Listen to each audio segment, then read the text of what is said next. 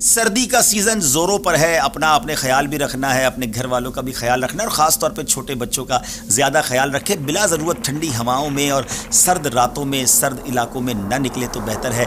और इसमें कुछ एहतियातें भी बता देता हूँ। हीटर का इस्तेमाल होता है बहुत सारे मुल्कों में और कहीं कहीं तो गैस का हीटर होता है और हम बाज़ औक़ात उसके हादसात भी सुनते हैं। तो जब आप रात को हीटर यूज़ कर रहे हैं और सोने का इरादा है तो हीटर को बंद कर दें, रूम पहले गर्म हो जाए, फिर सारी रात उसे खुला रख कर ना सोएं, क्योंकि हमने कई हादसात सुने हैं कि गैस लीक हो गई, आग लग गई या गैस की वजह से दम घुट गया। और इसी तरह अगर इलेक्ट्रिक हीटर भी है तो भी रात सोने से पहले उसे बंद कर दें। और सुभान अल्लाह, मेरे आका अलैहिस्सलाम की अहादीस कितनी कमाल की हैं कि हदीस पाक का मजमून है कि अगर रात सोने का इरादा है तो अपने घर में आग को ना छोड़ो, बल्कि आग को बुझाकर आराम किया करो, क्योंकि वो आग जो है वो बढ़ भी सकती है और उससे आग लग सकती है। इसी तरह नाज़रीन, हम शॉल का यूज़ करते हैं, चादर का इस्तेमाल करते हैं, उसमें भी कुछ शरई मसाइल भी बयान कर देता हूं और उसके साथ साथ कुछ एहतियात भी। चादर का अगर आप इस्तेमाल कर रहे हैं, शॉल का इस्तेमाल कर रहे हैं, तो नमाज पढ़ते वक्त आपने एक एहतियात ये करनी है कि नमाज में इस तरह देखें, दोनों सिरे आगे की तरफ हैं, इसको सदल कहते हैं और नमाज में ये मकरूह तहरीमी है।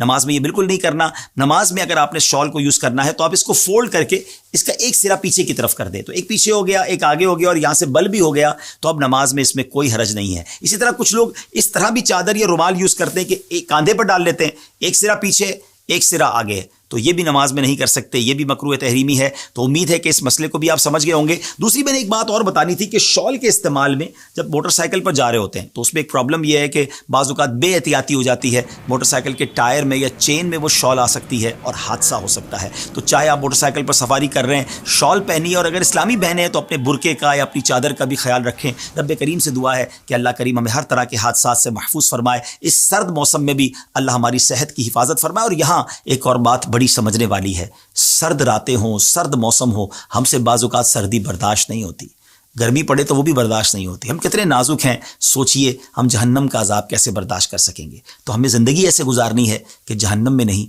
इंशाअल्लाह जन्नत में जाना है। नमाज़ें पढ़िए, अल्लाह की रज़ा वाले काम कीजिए। रब्बे करीम मुझे और आपको जहन्नम के हर किस्म के अज़ाब से महफूज फरमाए।